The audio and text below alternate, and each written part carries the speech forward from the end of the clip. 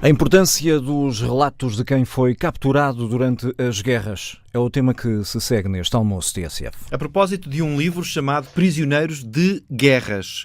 É uma edição coordenada por Pedro Aires Oliveira, do Departamento de História da Universidade Nova de Lisboa, e que na prática recupera alguns desses relatos que são de várias guerras, mas há um ponto de origem. Pedro Aires Oliveira, boa tarde, bem-vindo ao Almoço TSF. Podemos, se calhar, começar até pelo ponto de partida. Qual é o ponto de partida para esta recolha de relatos? Muito boa tarde, obrigado pelo convite.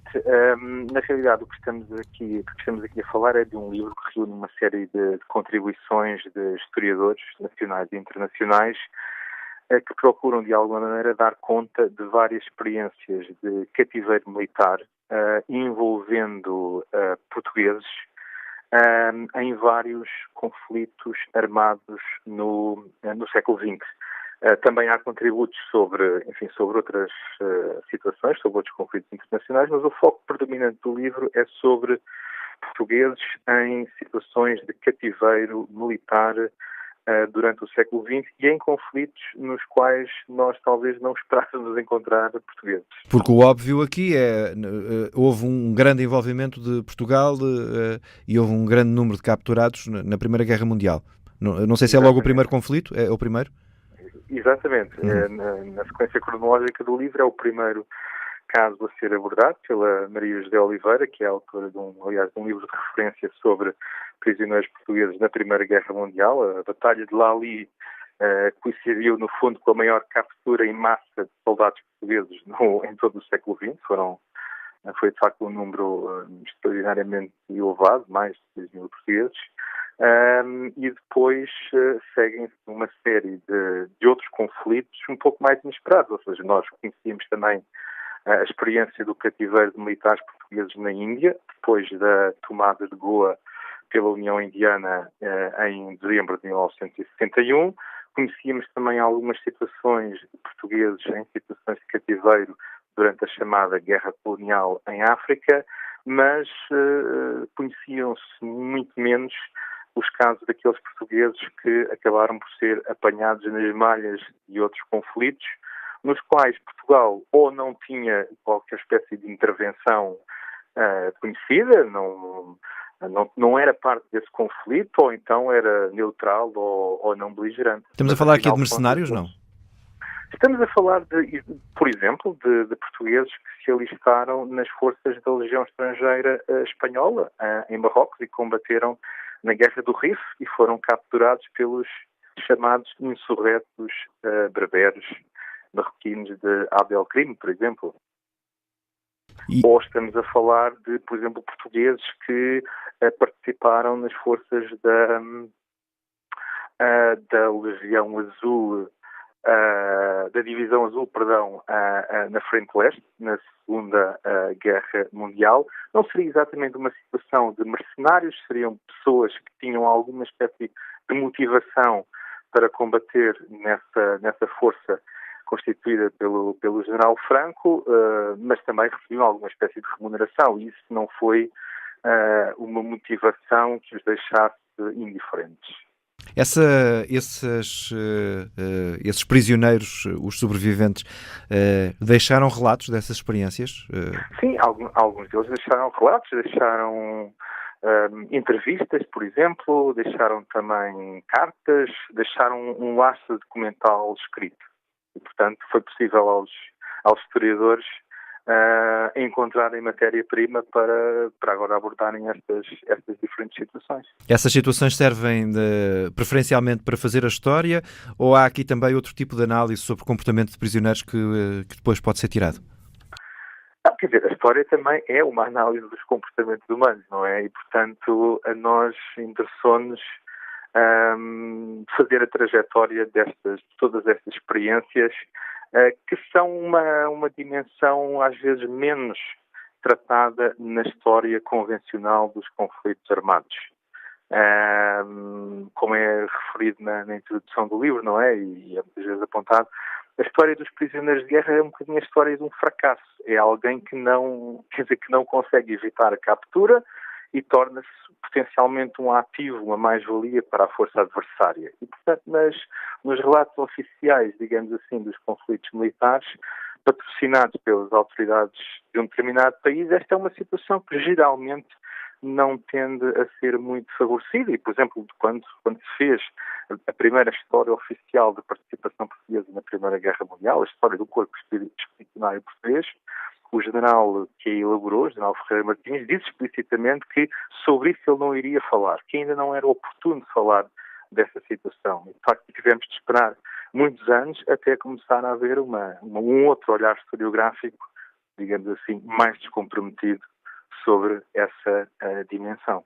Portanto, os países não gostam de reconhecer que têm prisioneiros de guerra ou que tiveram prisioneiros de guerra num determinado conflito. Sim, muitas vezes são histórias extremamente traumáticas. Há muitas vezes também a percepção de que um prisioneiro de guerra é alguém que pode sucumbir à pressão psicológica ou à propaganda do adversário. Muitas vezes essa pressão psicológica, digamos assim, é exercida através de tortura.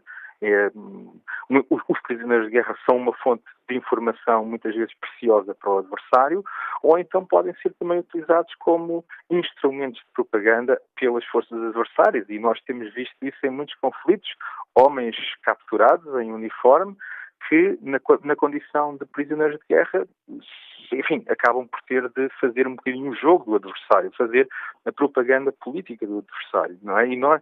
E mesmo pessoas que suportaram situações terríveis, com grande estoicismo, como, por exemplo, o já falecido senador John McCain, ainda há pouco tempo nos Estados Unidos, eram figuras não muito bem vistas por alguns setores da sociedade americana. Nomeadamente pelo próprio presidente, não é?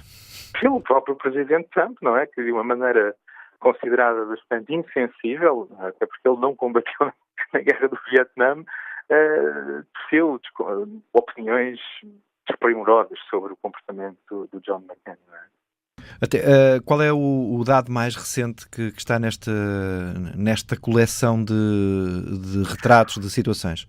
O artigo mais que nos reporta a um conflito mais recente, temporalmente, é o do Rui Graça Feijó, do investigador Rui Graça Feijó, sobre os portugueses que foram feitos prisioneiros ou de forças timorenses, fundamentalmente, durante o período da descolonização de Timor, ou melhor, de descolonização, na realidade não aconteceu, portanto, naquele período em que Portugal não foi capaz de organizar um processo de transição política em Timor. O território resvalou para uma situação de guerra civil e houve alguns portugueses que foram capturados por uma das fações em confronto, não é? E são casos também bastante...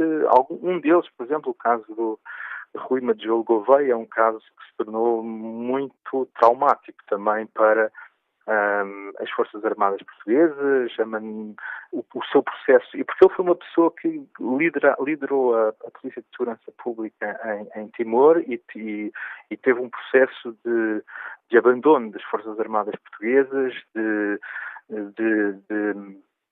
alinhamento com uma das fações e, portanto, isso tornou o seu caso muito delicado do ponto de vista político, e isso é algo que chegou quase até aos nossos dias. A maneira como as Forças Armadas lidaram com esse caso em particular. Muitas vezes consideramos, ou considera-se que as regras internacionais, as determinações internacionais para regular este tipo de situações não são cumpridas, nomeadamente pelos captores. Há aqui alguma coisa que indicie nestes diversos relatos, nestas diversas situações, alguma evolução nessa matéria? Bem, quer dizer, houve uma evolução muito significativa da chamada Lei Internacional Humanitária sobre a condição dos prisioneiros de guerra desde meados do século XIX até períodos muito recentes. Os últimos desenvolvimentos jurídicos importantes remontam à década de 1970. E, portanto, houve uma progressiva tomada de consciência de que combatentes irregulares, ou seja, indivíduos que não estavam de alguma maneira abrangidos pelo princípio de reciprocidade, como estavam dois exércitos convencionais em confronto, também mereciam alguma medida de proteção. Ou seja, os combatentes irregulares, as forças de guerrilha, os combatentes dos chamados movimentos de libertação nacional, as forças de resistência durante a Segunda Guerra Mundial, estes indivíduos também mereciam alguma espécie de proteção da lei internacional humanitária. Isto foi um caminho que se foi fazendo ao longo de várias convenções. Há uma Convenção de Genebra de 1929 muito importante a este respeito, depois ela foi reforçada em 1949 com provisões que conferiam medidas de proteção a populações civis em caso de conflitos internacionais, mas em 1977 houve dois desenvolvimentos importantes para oferecer proteção aos indivíduos que combatiam em forças anticoloniais, em forças de libertação nacional ou indivíduos que eram parte de guerras civis.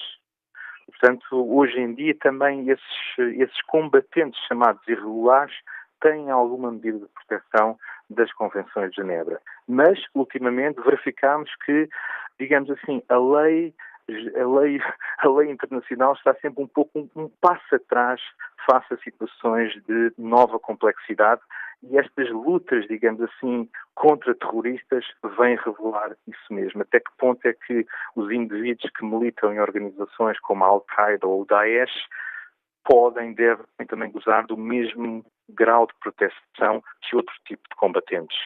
E, de alguma maneira geral, o argumento que tem sido feito a favor das pessoas que alegam a necessidade de oferecer proteção a esses indivíduos é o princípio também da reciprocidade.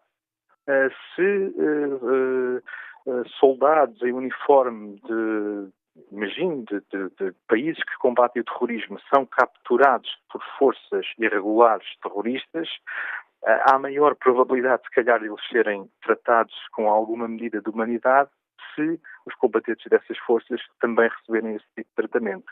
Portanto, o princípio da reciprocidade é um princípio também que apela ao interesse próprio dos beligerantes.